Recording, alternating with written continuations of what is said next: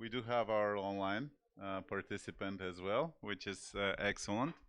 So, okay, let me start this next panel on the topic of inclusive development of Eurasia Tech. Originally, when the organizers invited me to moderate this session, I immediately agreed, and I was extremely happy because for me, the women in tech is a very close to my heart topic, and I think there is a lot of room for development in this area. So before I introduce our speakers today and our panel, I would like to quote three figures from yesterday's keynote speech from Suma Chakrabarti that really struck me, and that has a, a good reflection on what we are going to discuss today about women in business, inclusiveness, and inequality that is due to the digital transformation and the good speed development of the sector. And the three figures that I've remembered from yesterday was 47% of the population of the world do not have access to internet, according to the World Economic Forum. And I bet most of these are in Asia, in this neighborhood and other closer regions around. The other figure was that and I was listening the previous panel here about education. It was 54% of the kids of the young generation will lack digital skills for the next generation and with the speed development of the IT sector and digitalization. And the other one that struck me really was that in general, women and girls are 12.5% less using internet than boys and men. And with these figures, I would like to jump start into the conversation and really ask the question from our panels, which will have a chance to present their companies and organizations as we speak, is basically where do you see the challenges for gender, for inclusiveness, for youth, and for poor? How do we bridge that gap that digital transformation may bring to the society? Let's start with Kate and from the back end, and then we'll move on. I think it will work. Yeah, just press the button.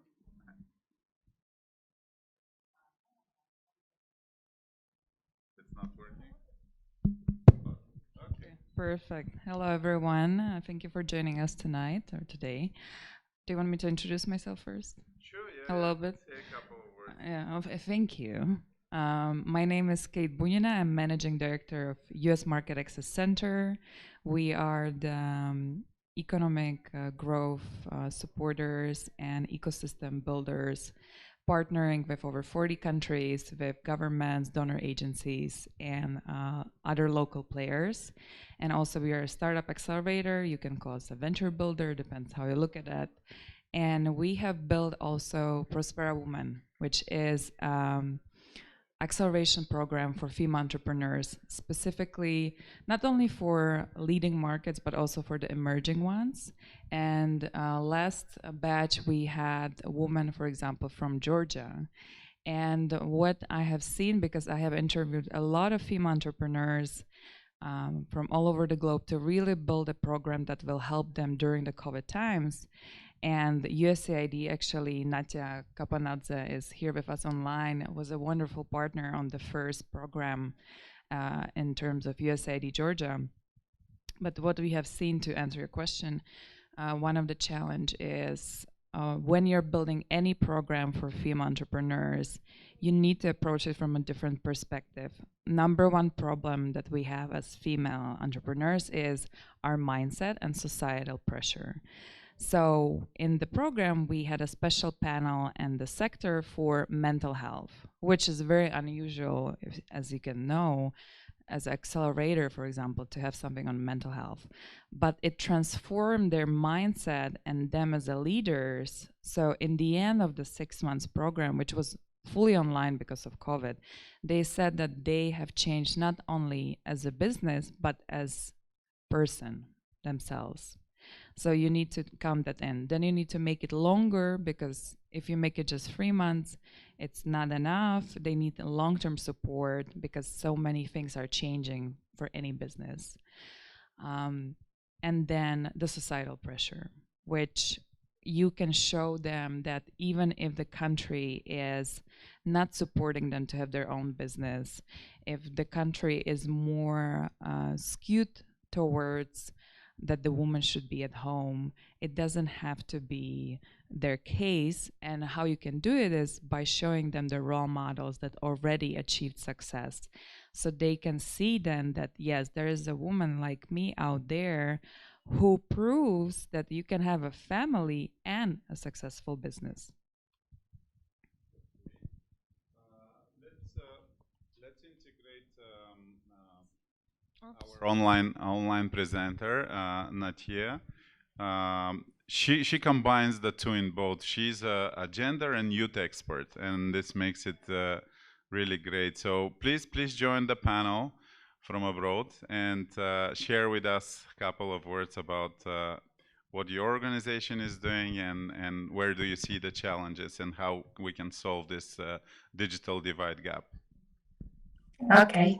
Thank you so much, dear Nicholas, for introducing me and inviting me as a guest speaker today. Good afternoon and greetings from Tbilisi, Georgia. Actually, those 2 days I have seen that we are discussing about the importance and about the importance of inclusiveness in ICT sector. And I'm sure that we all know how important is it, but let me underline 2 reasons actually. Inclusiveness development of ICT sector makes sense for 2 reasons. Firstly, inclusiveness support more resilient economies by allowing broad-based growth, and secondly, it promotes social welfare and social justice by increasing opportunities to make goods and services accessible to low-income and other marginalized groups. Globally, actually, the study was conducted for 141 countries, and it says that loss in human capital wealth due to the gender inequality is estimated 160.2 trillion. And if we simply assume that women would earn as much as men, and moreover, the European Institute for Gender Equality estimates that attracting women and girls to the ICT sector would lead economic growth with more jobs, approximately up to $1.2 million by 2050. So it means it directly means increasing GDP over the long term. And of course, it is urgent that we change the status quo and empower women and youth and increase diversity to benefit from the countless opportunities of digital economy. And of course, we have to use all the potential that is lost currently. In order to overcome these gaps, we need to encourage girls to take up ICT class from very early age, science at school, promoting gender equality and diversity in ICT sector, and decreasing the gender pay gap by IT companies, considering gender balance to fostering women's entrepreneurship in innovation and supporting their by finances and supporting women-led and youth-led startups. We need more role models in media and promoting women in STEAM and ICT, and of course women on panel discussions where the discourse on technological subject is shaped. Actually, as Kate already mentioned, we are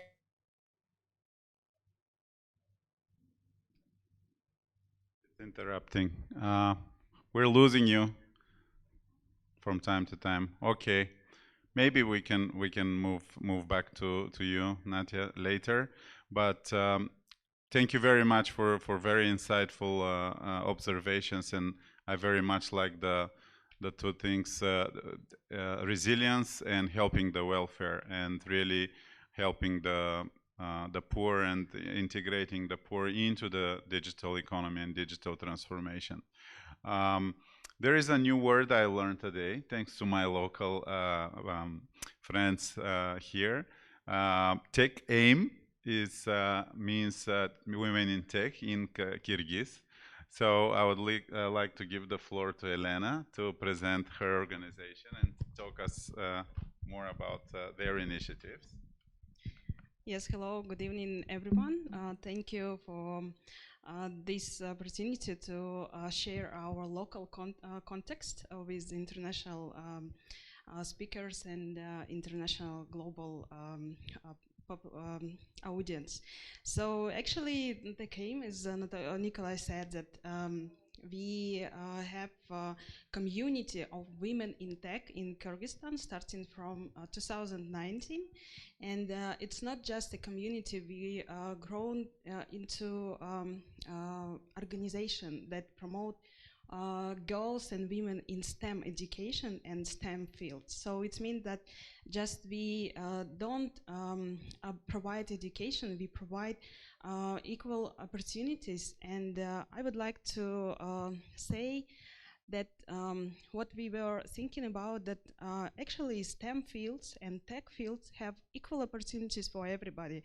And why we are speaking about that we need to have more inclusion in tech field, because actually girls and women, they have not equal opportunities. They have barriers to enter tech field. And I would like to present here today a new insight that we got with our community, with our organization, that actually we need to speak not about equality, but inequality, but about inequity in tech field.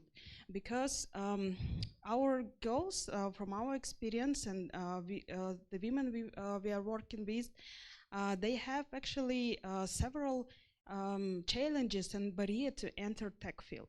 It's stereotypes. It's not just social norms. It's our traditions. It's the influence of religion that we have in our local context. We also have barriers of historical domination of computer science and STEM field with males, and it's provide different culture and like it's not just a different culture, it's different mindset how you can be successful in the tech field.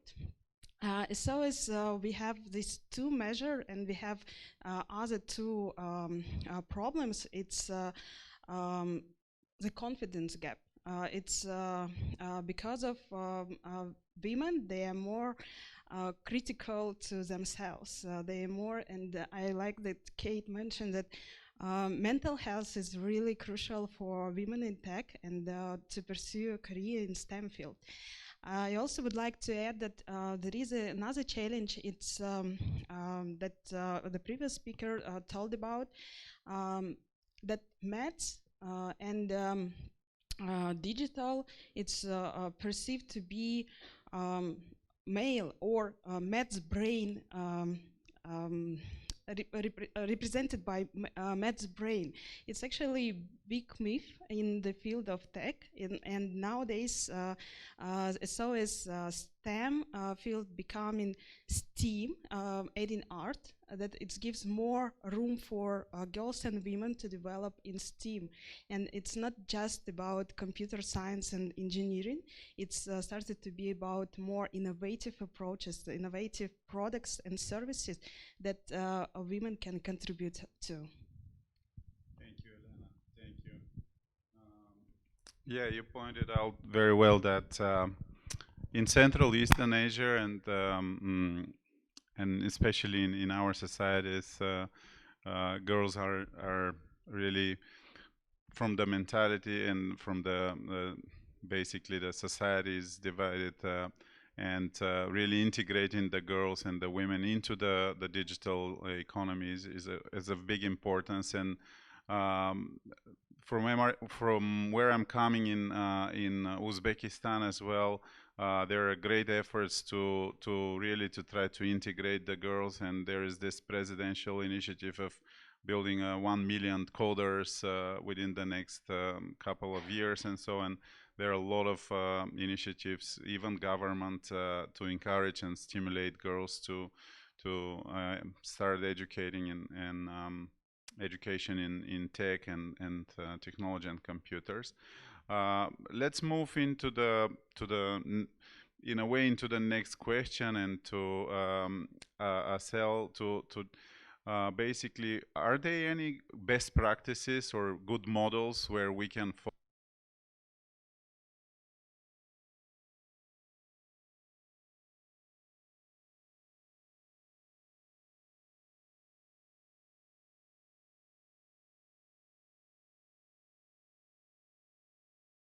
I think, okay. Thank you. Okay, one more time. Thanks, Nikolai, and thanks everyone for joining us. It's my pleasure to be here today and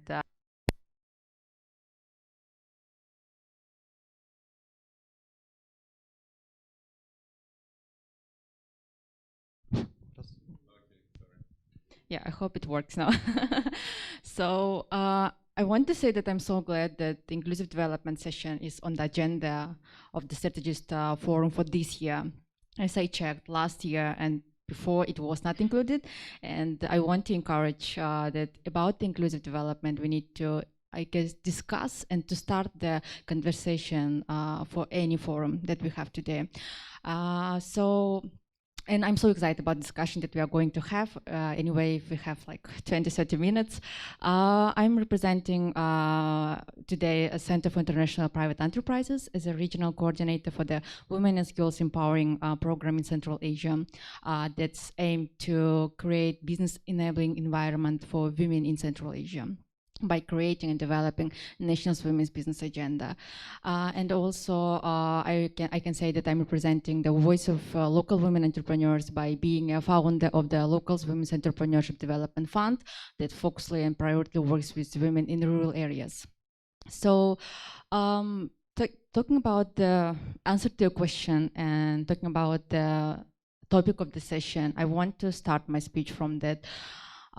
Yesterday, today, and from the announcement, everyone is saying that it's very important to say that if IT sector well supports it, so it can contribute and may very huge impact to the economic development. But I think it's very important and crucial to think and answer now what type of economic development we want, what kind of economic we want to impact, and and I think we need to think about it all the time, but partially answering to my question, I want to say that I believe that everyone wants economic prosperity for everyone. What means inclusive economy that care about people and no one left behind. So I think today is very important to think about it. And when we talk about the inclusive development, I totally agree with the thing that Ariana mentioned, but also I want to add that today is very important to take into the consideration different group of people and making available access for opportunities that we have today and for the resources. And saying from the gender prospect, I want to say, yes, you already mentioned the statistic that shows that today women have unequal access to quality internet, to digital tools, and to education opportunities. And of course, it means that lack of access to digital market, what will be the future of the economy. And especially women from rural areas, women with disabilities, and different groups of women. And in this case, of course, we can talk a lot about the barriers, we can talk a lot about the solutions, and even I think that we don't have enough time to think about each solution, but I want to encourage everyone to think about the approach, what we have today for our programs, for actions, for our voice. Usually we think and say what we can do for women, what we can do for young people, what we can do for HIV positive people, for example. It's our approach. But I think it's time to change the approach and say what we can do in partnership with full engagement of women.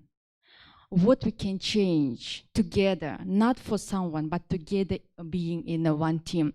So it's my encouraging everyone today just at least change your attitude to the thing that we are doing now. And of course, just briefly, I want to add, oh, okay, Mike. I'm so passionate about it, and actually I want that each discussion, each word, actually we have a privilege today to be here and to have a voice and to have chance to travel and meet in person, even have an online connection. But we have the group of people who are outside of this room, and I think it's very important to be very result orientated and human orientated. Actually, everything what we're doing is for human. Even the parallel session blockchain is for human, are for human. And before talking about the blockchain, we need to think about for whom we are doing it, and is it accessible? And also I want to say that everyone need to understand. For example, now I was in the session to get a whole day. What I saw on the panel session were most of the time majority were men. And when we talk about the inclusive development, the majority are women. And people think that when we talk about the gender or inclusive or social development is responsible to women. No, it's not only about women, it's about everyone, even about the gender equality. So I want to say that gender equal world is healthier, happier, wealthier for everyone, for men, for women, and for all other groups. So I encourage everyone to join our discussion, raise up your questions, raise your comments, and I think it's very important after this meeting to leave this room with certain changing mindset, action, voice. Thank you. Thank you. Very good words. Thank you. Bravo, bravo. Very, very strong and very good words, and I cannot agree more with you on the importance of the topic. And probably one suggestion to the organizers from our panel, and I'm happy that this is on record now, so it will stay on YouTube forever, is really to move this panel more towards the beginning of the event. Make it in every strategist sessions for the future. Do not forget about the problems. And when we speak about inclusiveness, it's not only gender inequality. It's youth, it's the poor people, all the aspects. So I fully agree. We won't have the time to discuss all of these issues. So I really want to open up, although the presence is not very big here, but really want to open up for questions, and we don't want to wait for the very end to have your questions. So please feel free to interrupt us, raise your hand, and we'll be happy to answer those. And moving on, basically, how we can organize better, basically ourselves with our support to really address those issues. We had a preparation over lunch we had a great discussion over lunch with those ladies, and basically we came up with the idea we need to give solutions rather than raising all the question why it is not working. So maybe Kate, if you lead the way, what are the practical things we can do to start changing those gaps tomorrow? Okay. I think it's working. Yes, I can.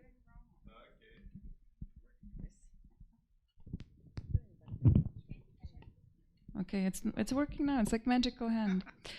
No, I want to also give the word after to Natya because she was cut out because of the bad connection. But what we can do is one, keep in mind it starts with the mindset. So you need to start with that. It's like climbing a mountain because you can have the tools. You can have the Sherpa who's gonna help you climb the mountain, so the expert. You can have a role model, the other climbers that did it already. But if your mindset is not right, if you don't believe in yourself, you're not gonna climb the mountain. So you need to start with that and then add on all those things that I mentioned: skills, role models, and a mentor. Then the other two things that are very important when it comes to support of female entrepreneurs is what Asel mentioned, is it's not a woman club. We need male allies to be part of it. If you look at this panel, Nikolai is here. If we look at the room, it's not just women in the room. And thank you again for men being here as well, because that's a part of collaboration. We are not fighting against each other or trying to prove that women need something that men should be excluded from. It's about the allyship. So for example, in our program, you would see that half of the mentors were men and investors were men and experts were men, because we wanted to be inclusive. So also women don't feel like they cannot ask for help a man just because we are in a disadvantaged position. And then the other thing that is the most important is the finance. So you can have whatever business you want. If you don't have access to finance, you cannot grow your business. And because of COVID, what happened is more women had less access to finance because they had to stay at home. More venture funds started to support their old startups or didn't want to risk, or they're afraid that the woman will get pregnant. There's still so much stigma in the venture capital world. And that's why I'm also happy that with Jonathan Tower, that some of you might have seen yesterday, we have partnered with Catapult VC from Silicon Valley, which is one of the leading venture fund, to create a fund focused on Eurasia. And one of our quota is, of course, to invest more in women.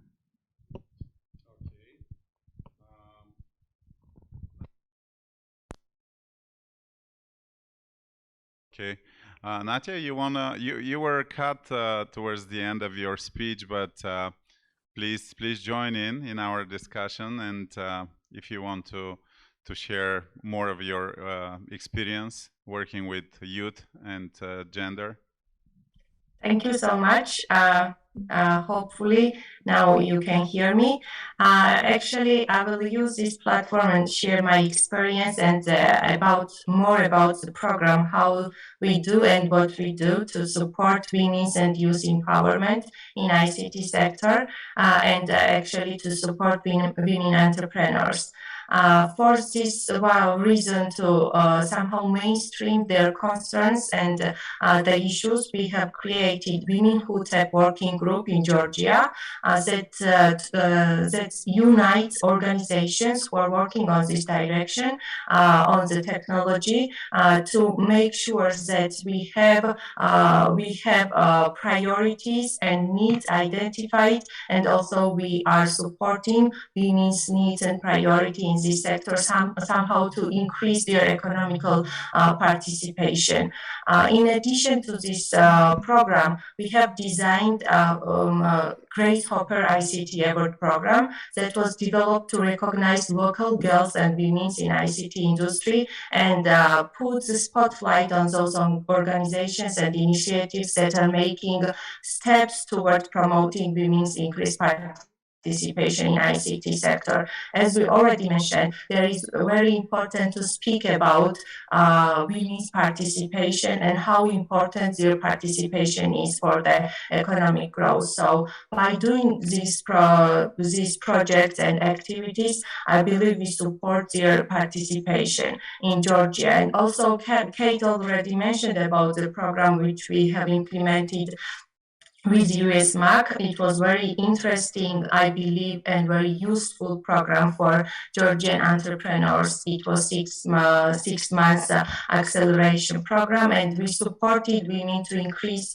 youth and women's knowledge and skills, somehow to support their development and increase their businesses and job opportunities.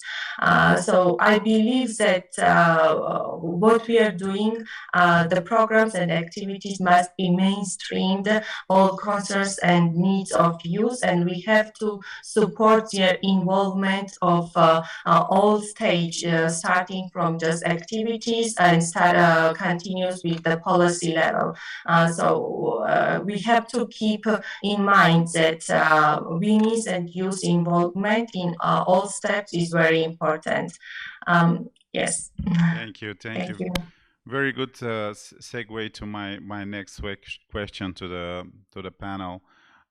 Basically, what is the role of the donor institutions, of different government organizations, and more of the society? What is the role that they can play to really promote and really encourage the inclusion of women and youth and poor and really bridging that gap. Maybe Elena, you can start.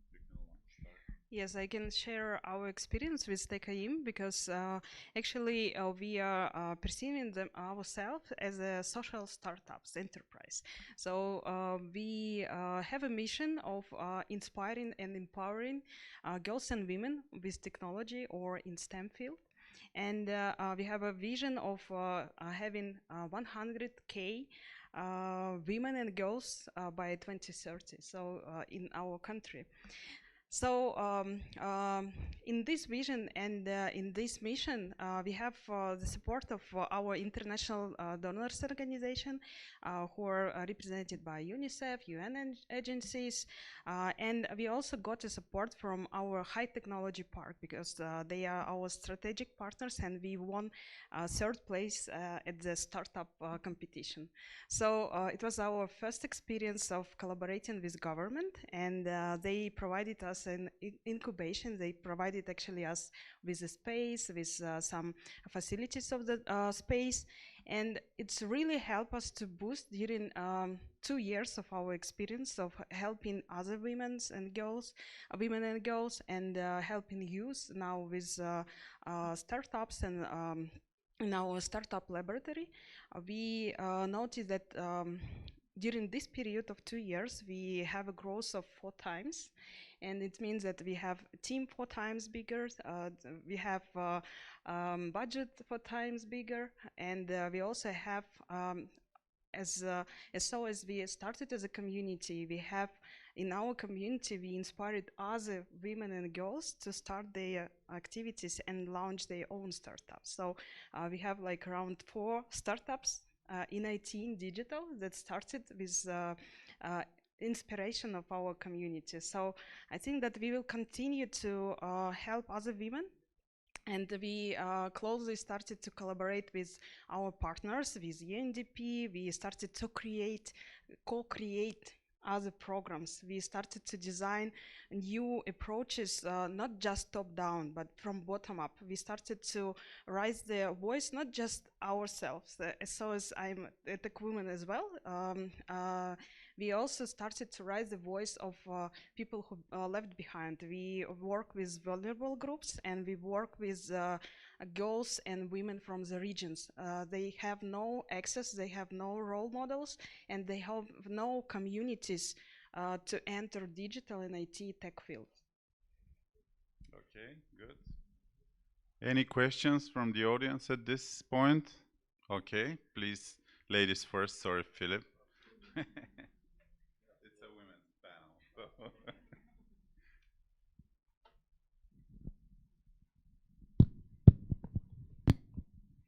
Great. Thanks for giving women, lady first, the floor. Thank you so much. I personally know Elena and Asel. We work together, so I'm really inspired for all the work you've been doing on the grassroots. And also thank you, Natya and Kate, for bringing this kind of international perspective. This is so much needed in our region.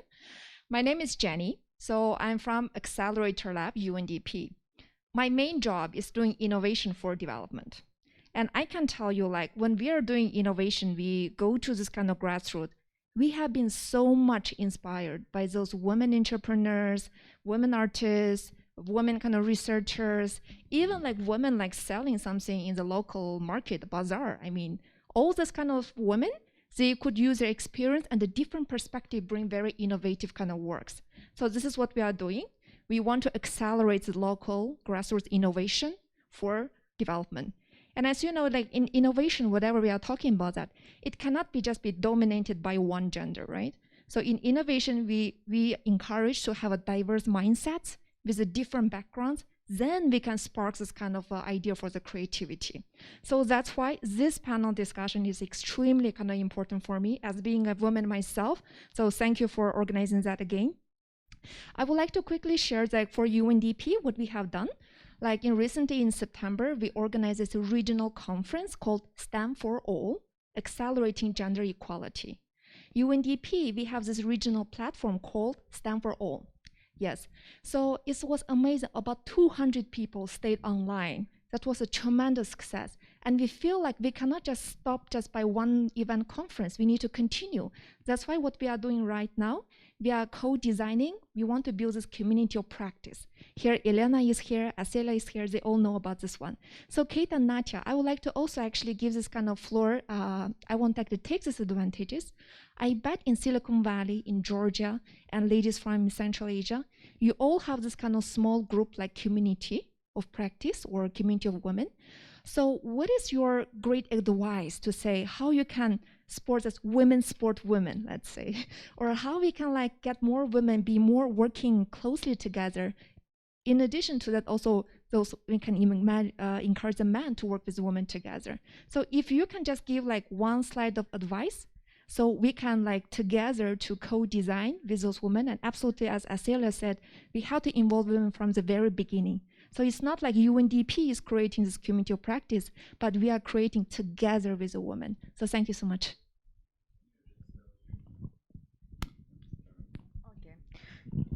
Okay, sure. Thank you, Jenya.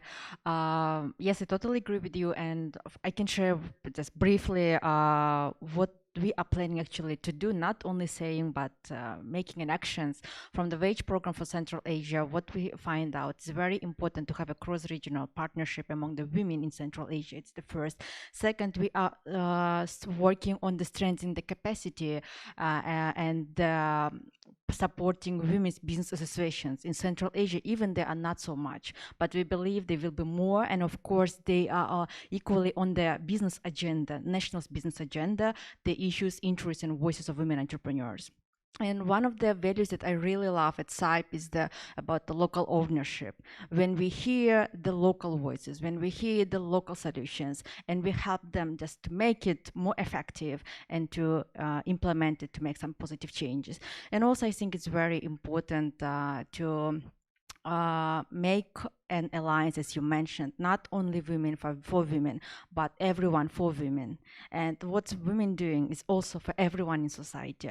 So I think it's very important to start at least from the communication and making the connection and exchanging. And also I just want to add that Jenny raised up. Actually, people usually think that women in rural areas or small villages, they don't know anything what's happening, and they are they're doing nothing, but actually they're doing great job. But sometimes we can help them to raise it onto the bigger level, because I think today is very important to perceive women entrepreneurs not like a small micro entrepreneurs, but as like a bigger entrepreneurs for bigger market, even a women from the rural area. So I think the digital tools, what we are talking today about, can help us to make the channels and create the environment where women, men, everyone in any place, village, city, any age, they can do very successful business for the world. So yes, just briefly answering to your question, and Kate, maybe you can add.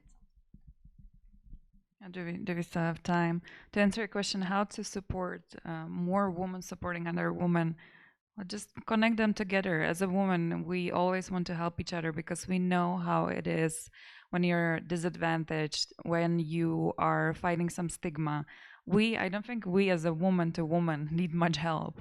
What we need is why we are all mentioning that we need to come together and work together is because still in the most leading positions of decision makers, we see men.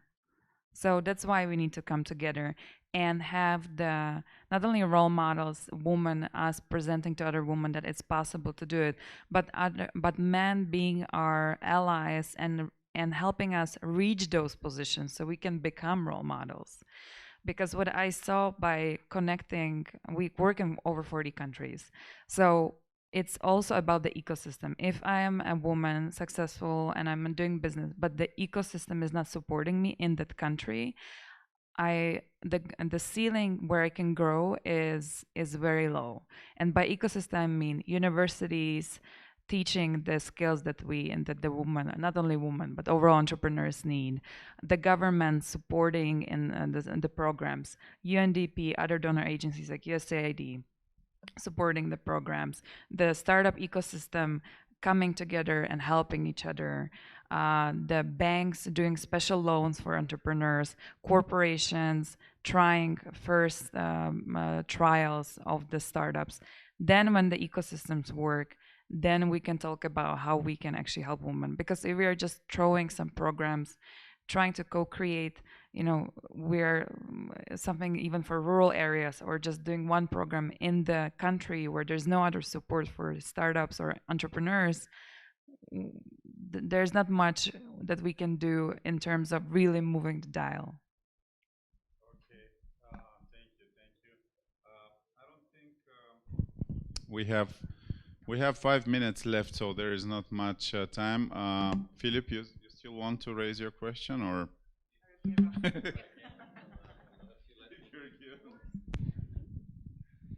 No, I think it's actually building on what you just said. The longest conversations we had is bottom up.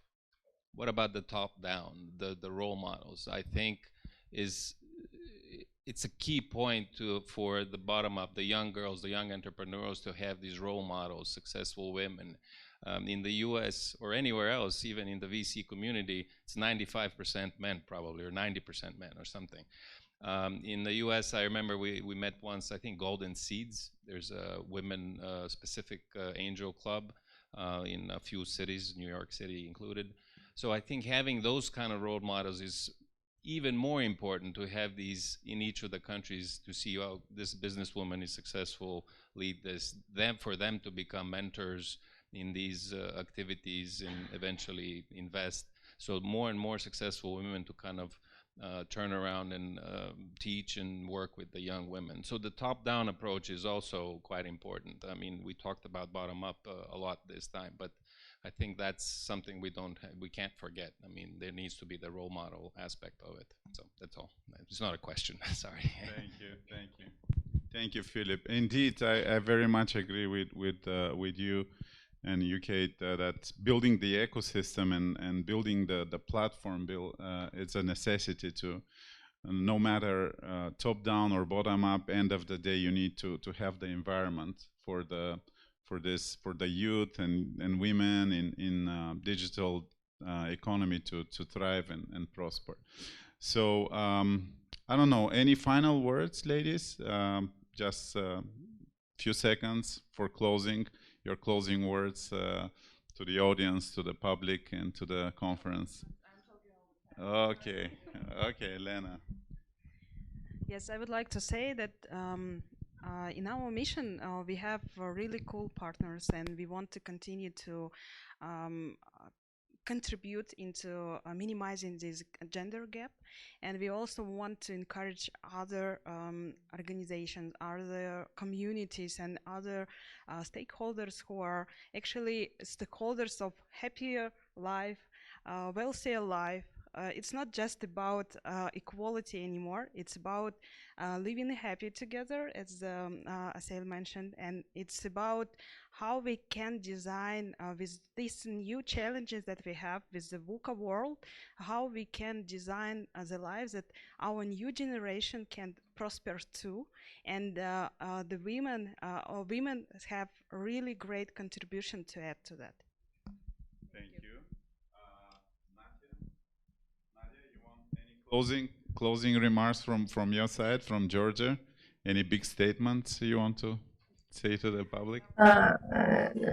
Thank you, Nicholas. Actually, we need this technology and innovation, and of course, we need to involve women, youth, all marginalized groups to increase effectiveness and efficiency of their projects.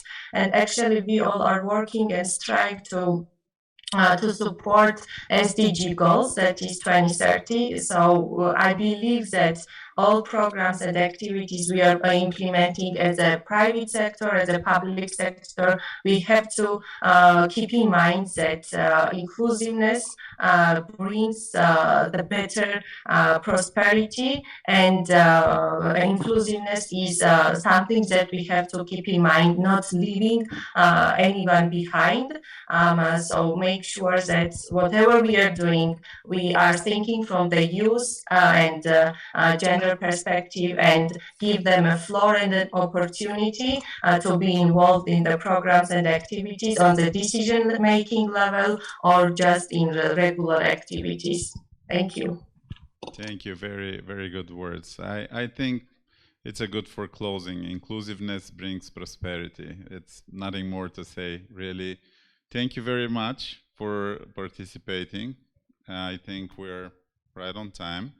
And if you have any questions, please follow up with our panelists.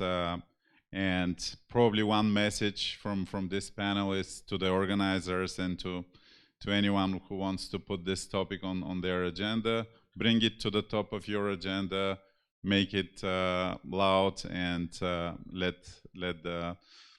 these groups, minorities, young, poor, women, give them the floor to present. Thank you very much. Thank you.